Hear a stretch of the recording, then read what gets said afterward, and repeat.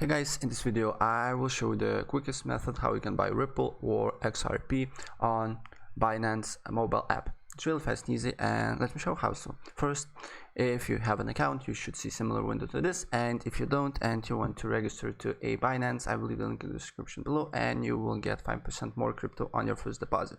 And then of course you should see similar window to this, and then on the top left corner there is profile icon. Press on it. Make sure to select Binance slide here, toggle this on, because it's a simple way how you can basically buy a Ripple. And then on the here you should see markets, and as you can see here in the fourth spot there is Ripple. Just press on it, and on the bottom right corner there is buy button, and then select the currency that you want to buy. So for me euros is good, and then what you need to do here is to put the amount of your fiat currency you want to buy Ripple. So for example $100 euros, and then you need to press buy. And as you can see here, for 100 euros I will be getting 86 Ripple coins. And then as you can see here, it shows payment methods.